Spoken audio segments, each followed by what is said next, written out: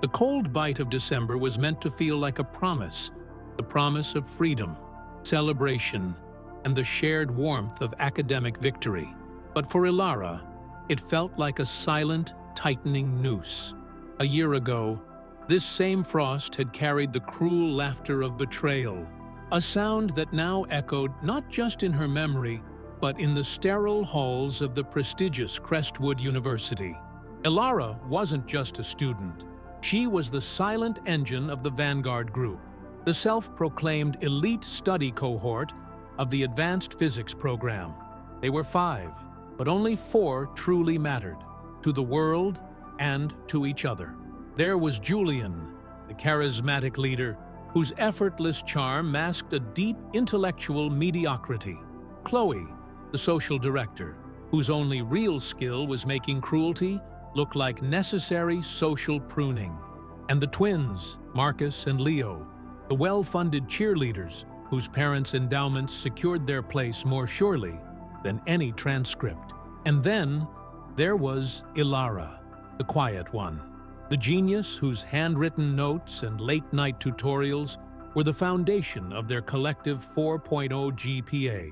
That betrayal, the seasonal wound that refused to heal, had occurred precisely 11 months ago, just days before the Christmas break.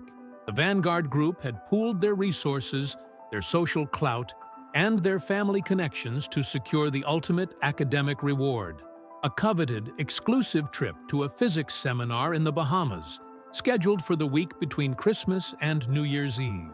It was a career-making opportunity, a fait accompli of their supposed bond. Ilara had earned it most of all, having solved the complex simulation that secured their group's invitation. But just as the snow began to fall, Julian called a mandatory, urgent meeting. Not at the library, but at the exclusive Crestwood Winter Gala, a glittering, high society event where Ilara was notoriously out of place. She arrived late, nervous, wearing the only semi-formal dress she owned, a hand-me-down that felt like a costume in the sea of designer silk and velvet.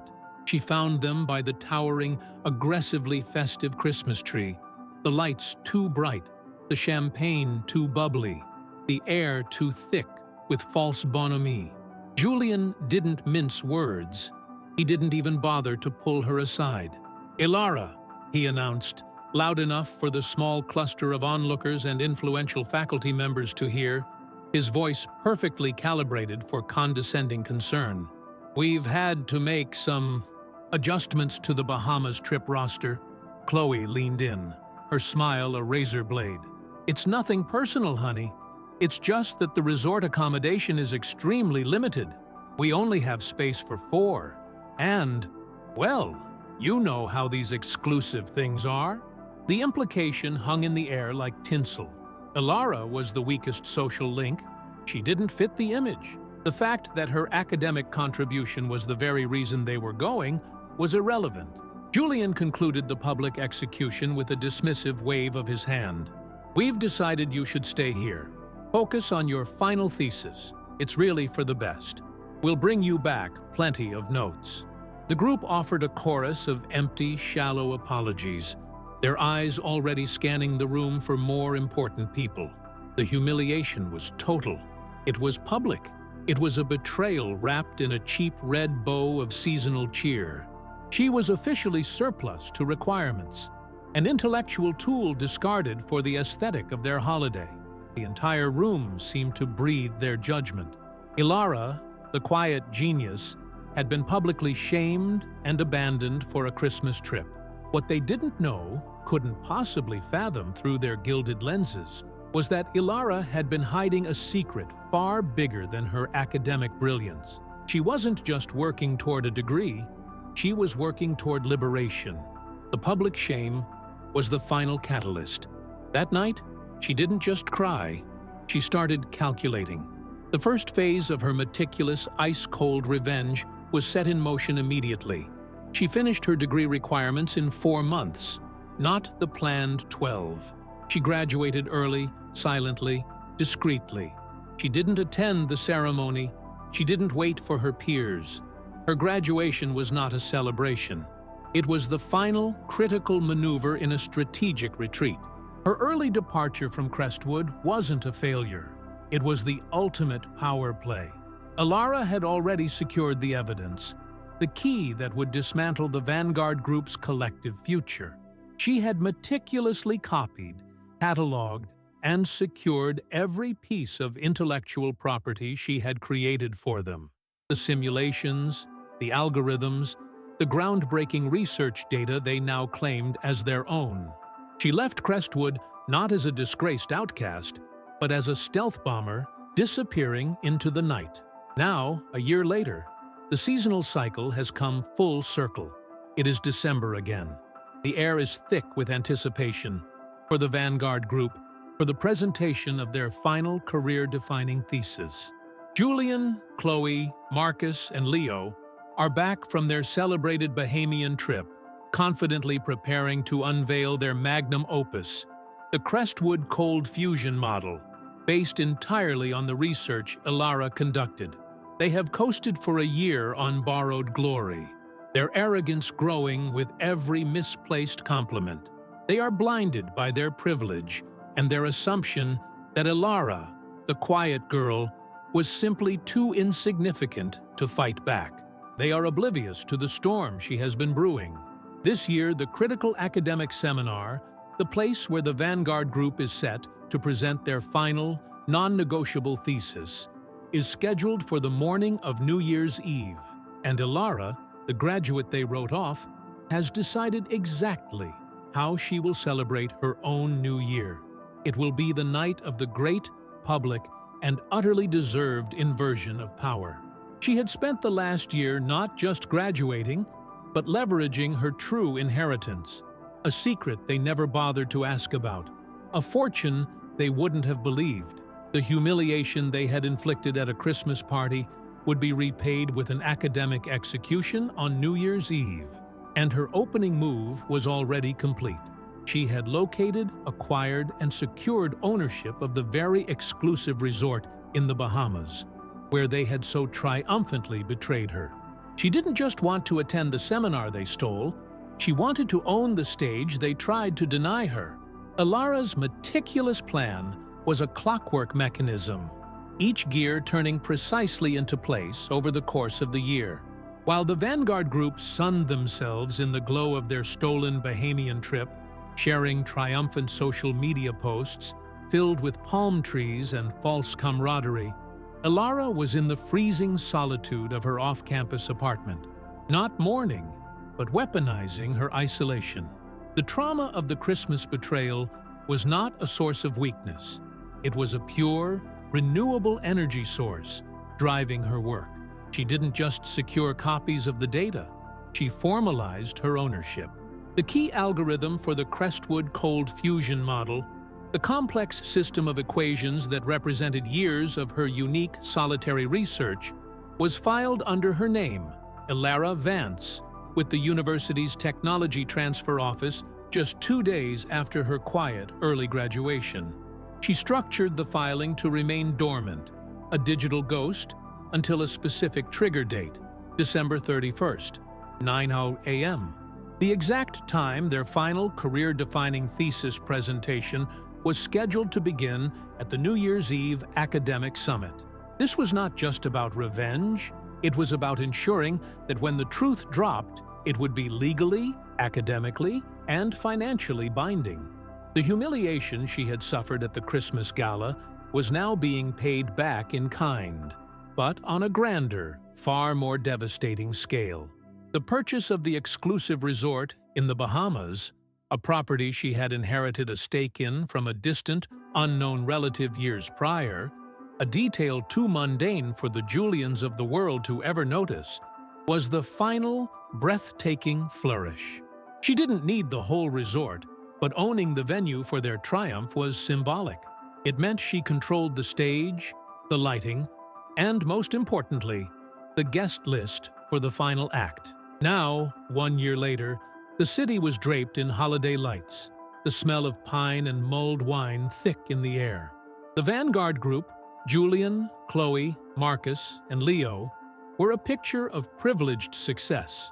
They were everywhere, giving polished, pre-rehearsed interviews about their groundbreaking cold fusion model. They spoke with the supreme confidence of people who had never faced genuine intellectual challenge, only the smooth road paved by Ilara's genius. They had managed to postpone the critical thesis defense until the prestigious New Year's Eve summit, believing the high-profile setting would guarantee their future. Ilara saw Julian 2 weeks before the summit, a chance encounter in the campus coffee shop. He approached her with the casual, cruel dismissiveness she remembered so well. "Ilara, didn't expect to see you around. Still trying to catch up on those credits?" he asked, a smug smirk twisting his mouth. Chloe, standing beside him, didn't even acknowledge her, instead focusing on an elaborate diamond snowflake pendant gifted by her parents. Ilara's face was an unreadable mask. "Just tying up some loose ends, Julian. You know how deadlines are," she replied, her voice low and even, utterly devoid of emotion. Julian chuckled, a sound like grinding gravel. "Right. Well, we're all a bit busy now. Big presentation. We're actually finalizing the slides for our cold fusion model. Huge. You would have been useful for the data entry, I guess. Anyway, wish us luck." He patted her on the shoulder with an air of faux patronizing nostalgia before turning away to discuss his New Year's Eve plans, utterly confident that the discarded quiet girl was exactly where she belonged, in the footnotes of his life. This encounter served only to sharpen the blade of Ilara's intent. They hadn't learned humility. They had doubled down on their arrogance. They assumed her early graduation meant she had settled for a lesser future. They assumed she was too meek to contest their theft. This delusion was the foundation of their imminent destruction. The New Year's Eve summit was the crown jewel of the academic year. It was held in the university's grand ballroom, now transformed into a winter wonderland of white orchids and silver streamers. A conscious effort to blend high academia with the festive spirit of the impending year change. Professors, investors, corporate executives, and rival university deans would all be present. The Vanguard Group was slotted as the final keynote presentation before the New Year's Eve countdown dinner. The pressure was immense. The stakes were non-negotiable. A successful presentation meant a guaranteed multi-million-dollar grant and an immediate trajectory into the highest echelons of professional physics. A failure meant academic and social oblivion. Ilara's final, preemptive strike took place in the dead of night, 3 days before the summit. Using her intimate knowledge of the university's antiquated network and her skills that far surpassed any IT department, she gained silent, undetectable access to the main projection system in the grand ballroom. She didn't sabotage the Vanguard Group's presentation file. That would be too obvious, too easily corrected. Instead, she installed a tiny, invisible script. This script was designed to wait patiently. It would monitor the presentation's start. Once the first slide of Julian's cold fusion model was displayed, the script would execute its payload. Not a crash, but a systemic, non-reversible data swap. The slides would continue, but the core data, the equations, the proprietary algorithms, the proof of concept, would be replaced. They wouldn't just be presenting false information, they would be presenting nothing. They would be presenting the shell, the empty theater of her abandoned work. Ilara knew the Vanguard Group was too reliant on their stolen product to have a backup. They had memorized the talking points, but they had never understood the underlying math. They would be standing on stage on the most important night of their lives, facing the world's most critical scientific minds, and their entire presentation would evaporate into a stream of incomprehensible, non-functional filler data. The crowd, already tipsy on New Year's cheer and expectation, would be witnessing an academic car crash in real time. As the clock ticked closer to New Year's Eve, Ilara didn't celebrate the holiday. She prepared for the reckoning. She had secured her seat in the front row, an unlisted invitation procured through her own, now considerable means. She had chosen an elegant, simple black dress, a stark contrast to the shimmering, desperate glamour of the other attendees. She wasn't there for the party. She was there to deliver the perfectly chilled, long-awaited seasonal vengeance. She was no longer the quiet girl humiliated by the Christmas tree. She was the architect of their downfall, patiently waiting for the stroke of midnight, or, more accurately, the stroke of 9 a.m., to finally take back everything they had stolen.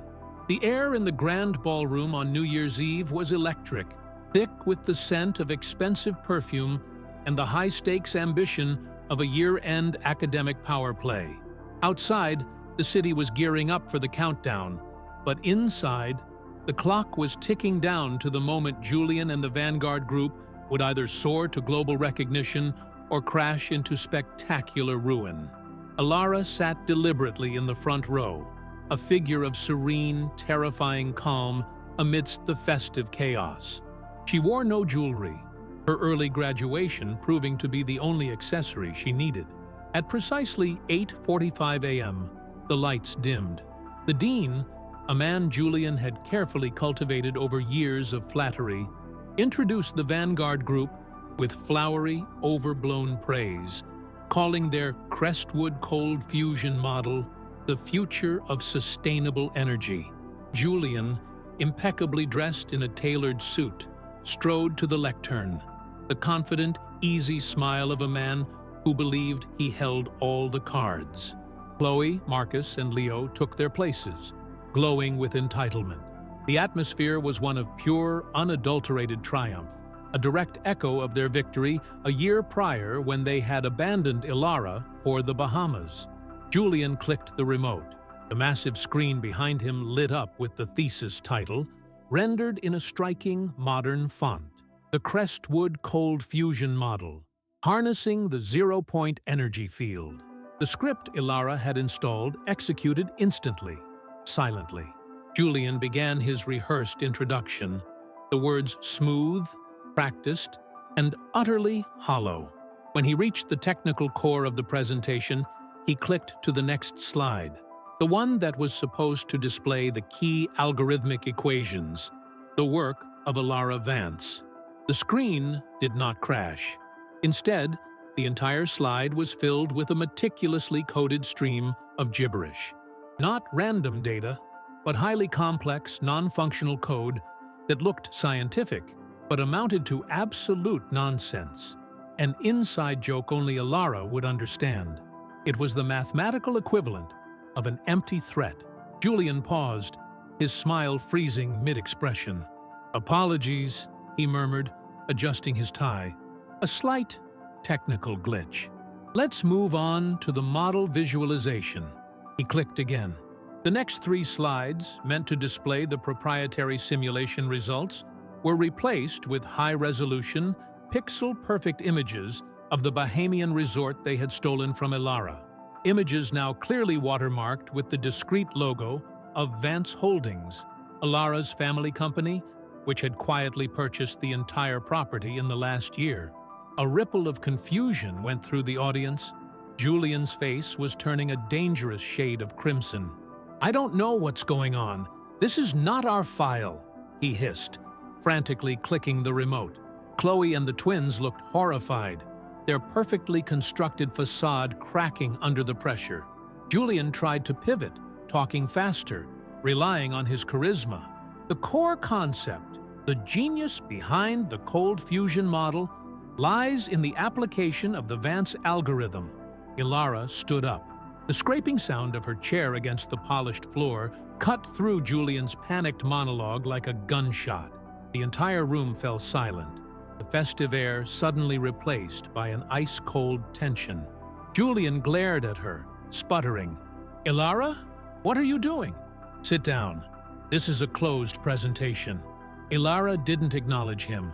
She walked deliberately, not toward the stage, but toward the side stage technician's desk.